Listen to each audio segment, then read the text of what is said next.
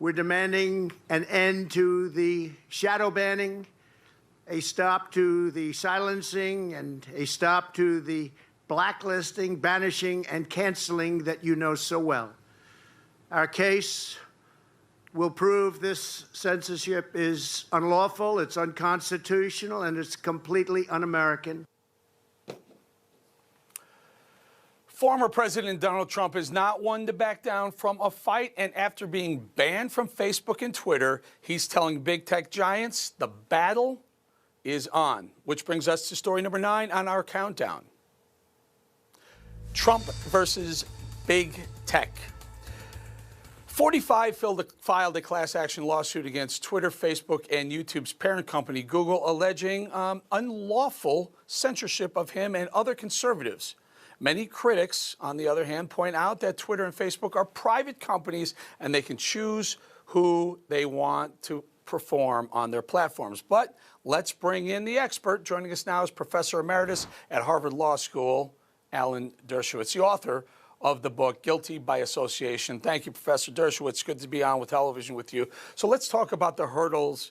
Let's talk about the hurdles that Trump and this lawsuit has, and then we'll get to some of the positives that he may get out of this. So go ahead.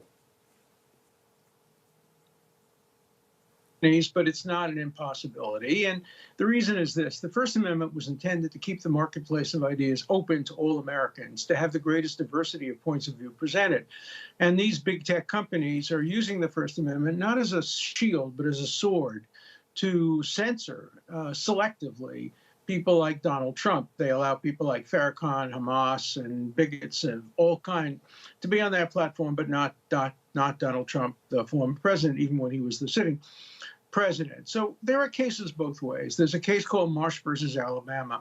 That was an old case where a private company had a little town which they set up for their residents to live in. They rented them homes, etc. There were stores, but it was privately owned. And the Supreme Court held that even though it was a privately owned company town, the First Amendment applied because they were performing governmental-like functions. That's the case, and others like it, that I think Trump will rely on. The other side will rely on a case called Miami Herald, where the Miami Herald was required by statute to provide an answer by a candidate who was attacked in their editorials, and the Supreme Court in that case ruled no, the Miami Herald was completely private and it had the right to censor. So we don't know how the case will come out, but it's a very important case because for the first time it really pits freedom of speech versus the First Amendment.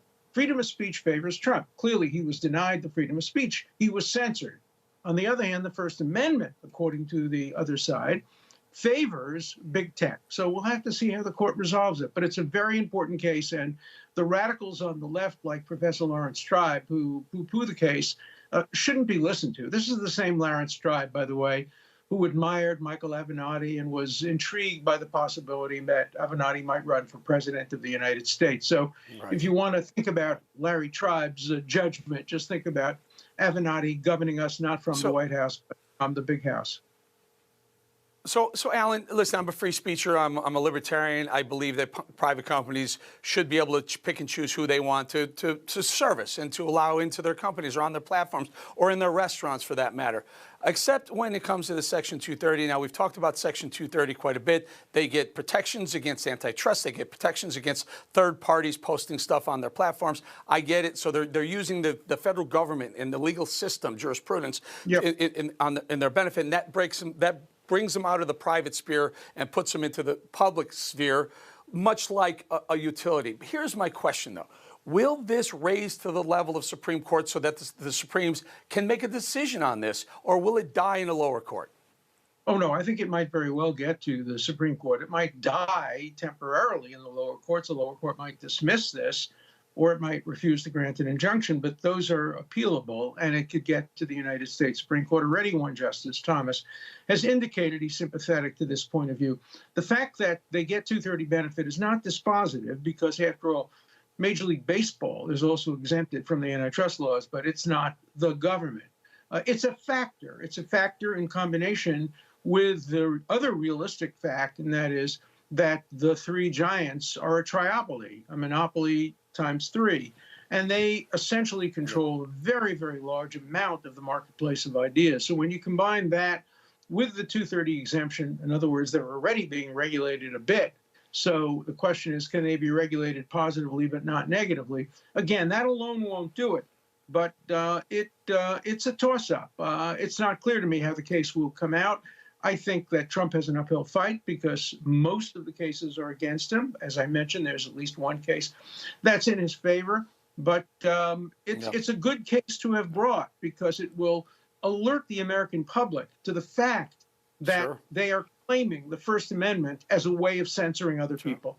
Jefferson and Madison would be turning if they knew that.